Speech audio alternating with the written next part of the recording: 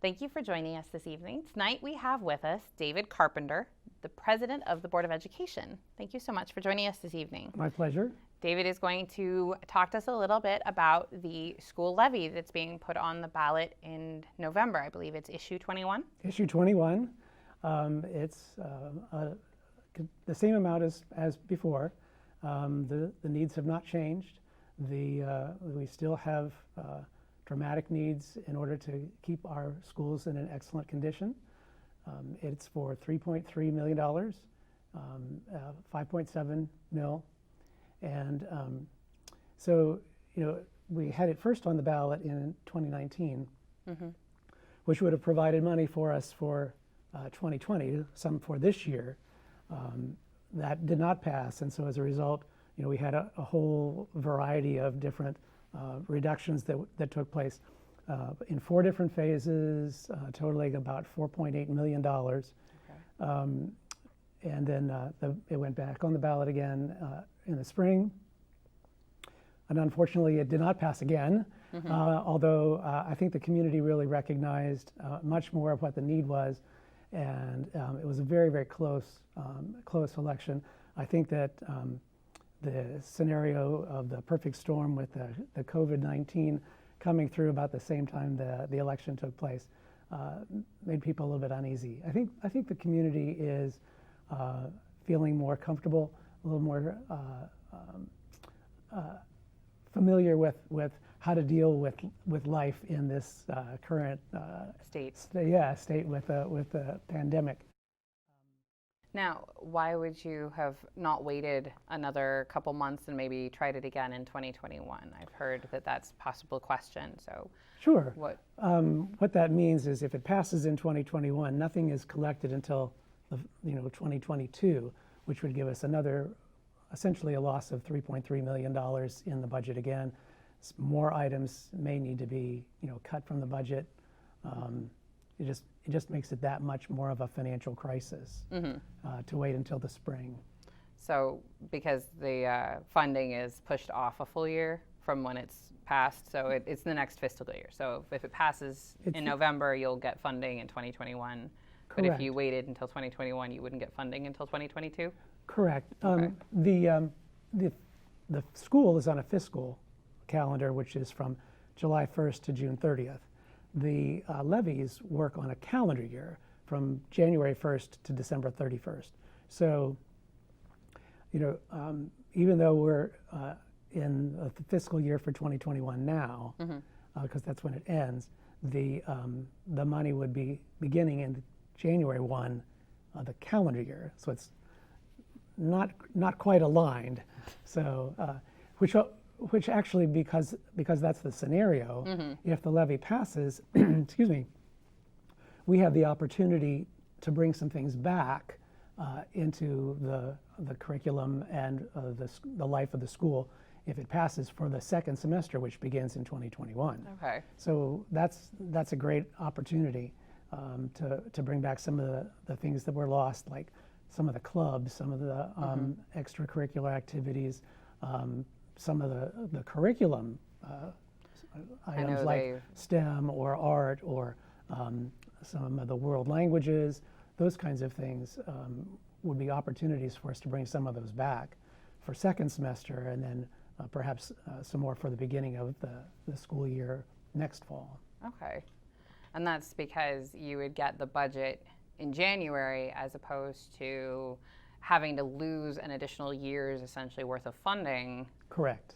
Then waiting until 2022. So you said that the schools already had to cut $4.8 million. That's a lot. It is. And you're only asking for $3.3 million to add back into the budget, correct? Correct.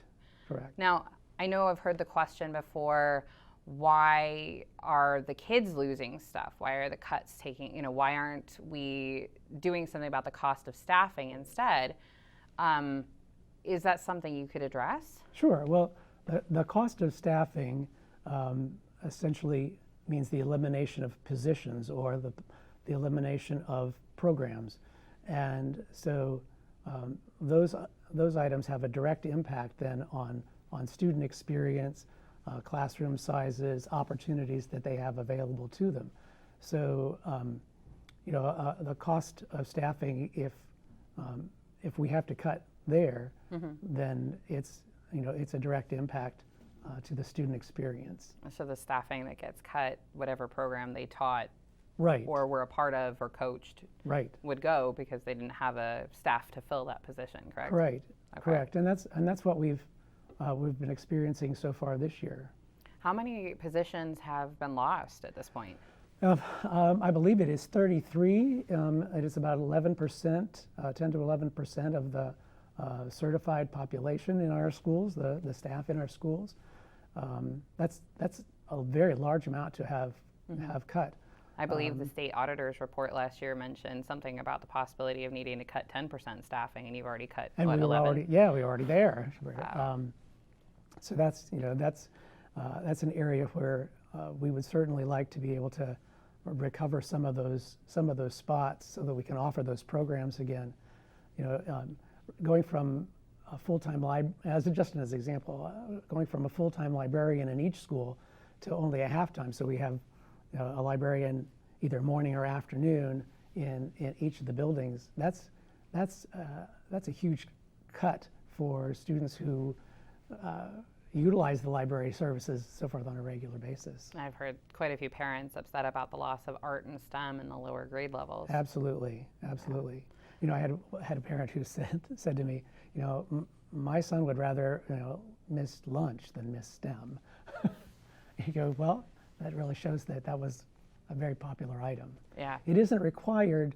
It isn't a required part of the curriculum, and so that's why some of those decisions on what we're going to keep, what we'll have to cut, are so very difficult. Is because there's regulation about what it is we have to keep, and what we have the opportunity to consider as optional.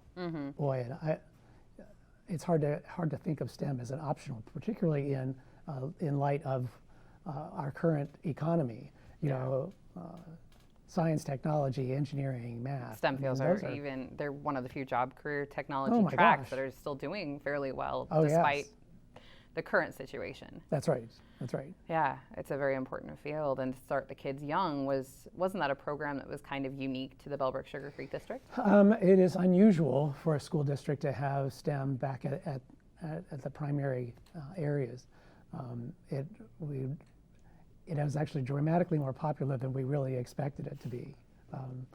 But we have in our community, we have a lot of folks who are in those technology and engineering fields, and so the interest is there. Maybe genetically, I don't know, but If nothing else, they see it at home and they enjoy it in right, school as well. From mom and dad down to children, we have a lot of moms and dads both in science and engineering. So did I hear you say that if this levy were to pass, one of the things that you were hoping is that some of these things that have been lost with the Phase 4 cuts might be able to be reinstated in the following semester? So right, and the things that are practical to bring back, some things are particularly difficult to bring back mid-year because of the staffing that goes along with it. But things that don't necessarily disrupt the current year and disrupt current scheduling and all those kinds of things could come back. And then our intention would be to bring some additional ones back at the beginning of the 2021 school year. Right. Yeah. Now, unfortunately, because it's a levy and you could go either way, Right. there is also the option of if it fails and you don't have that additional 3.3 added to keep you, I believe it's keep your budget out of the red, correct? Out of the red in about 2 years. 2 years from now, That's the state mandate, correct? Yeah, your forecast has to be right. We have to be in the black for the current year and 2 more. so that the levy, if it fails, what would you have to possibly do in order to? I mean, obviously, without funding, you have to reduce expenditures some more. Is that what you would start looking at? We would, and look for so things that we didn't cut that might have opportunity. Some additional extracurriculars, maybe some sports, maybe some increased fees. That is speculation. I mean, the board hasn't made any decision. Of course, I'm not speaking on behalf of the board, No, but those are possibilities. and frankly, we don't want to hit anything that hits the student experience, So. Yeah, it's definitely coming to that at this point when it comes to Some of them will be quite painful for student experience if it gets to that. Well, thank you for helping us to understand that a little better. Now, Sure. one of the things I've also heard, because we're talking about the levy, is there's definitely legal do's and don'ts about how a school can address the community regarding any particular levy Sure. on a ballot. Could you let us know maybe a little bit more about what Sure. is expected of the school? Sure. It's really the school's responsibility or the district's responsibility to communicate to their constituents, which are really all the citizens of the community, what the levy is for, what kinds of services are going to be either maintained or added or lost in case of the levy failing. What's the impact to the community? What's the impact to the schools? Why is it being put on the ballot? So that community members have a very factual basis on which to say, yes, I either support the goals, the things that the levy is going to be able to fund, or I'm comfortable with the things that the community might lose as a result of not passing the levy. So, it is a choice. I know that there are a lot of folks who see our community, who see the schools as one of our key assets. So it depends on how much you want to support or how much you want to maintain the value of the asset that you have in your community. It is very common to hear people talking about moving to Bellbrook-Sugarcreek Sure. specifically to make sure their children are in the school district at this point. Right. I don't know when that will start changing if the school district continues to lose some of the services that people find exciting about the district. Sure. That is a continual concern. Now, I know, so obviously you can't encourage people to vote one direction or the other. Right. So your job as a school and a school administrator of some kind is to essentially inform the community. Right. So when you send out mailings or you put up posters within the school, or those things are all factual data. Right. It has to be all fact-based, fact data. We can't say, vote for the levy, don't vote for the levy. We can't, we can't specify how we want people to vote. We can specify this is the impact of voting yes, this is the impact of voting no. Well, and it's about this is how your tax money is going. If you are giving us your tax money when you pass a levy, then we will use the tax money in this way. If we don't have the tax money, then and it gives people the option. It allows them to know and have that information, correct? Sure. Okay. So the school's responsibility is information providing. Okay. Factual base. Now then, excuse me, from a community perspective, you have folks who support what the levy would provide, and then you have other folks who are opposed to the levy for whatever reasons.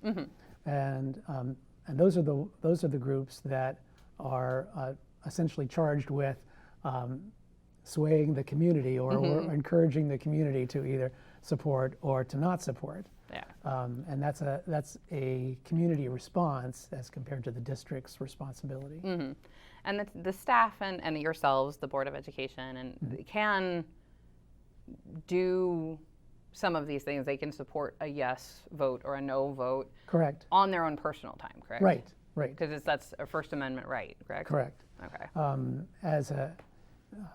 On the school board, I'm not really I'm not a full-time employee of the school by any stretch of the imagination, although I must say, I've used a week of vacation practically every year from my real job to support the schools, but that's not compensated. It's $125 a meeting per meeting. That's right. It's exciting. A princely sum. That's right. It's never been a gainful proposition for me. It's always been it's net negative every year just from a financial perspective, but it's a net positive from what I feel like I can contribute to the community. So that's really that's the benefit to doing that.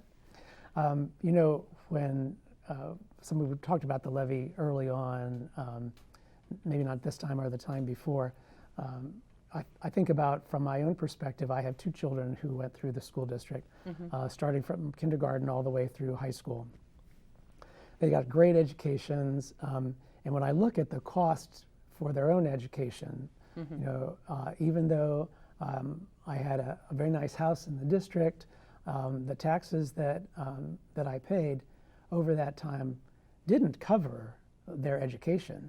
I still had, by the time they graduated, I did the calculation. I'm a numbers guy. It's in my nature to do that.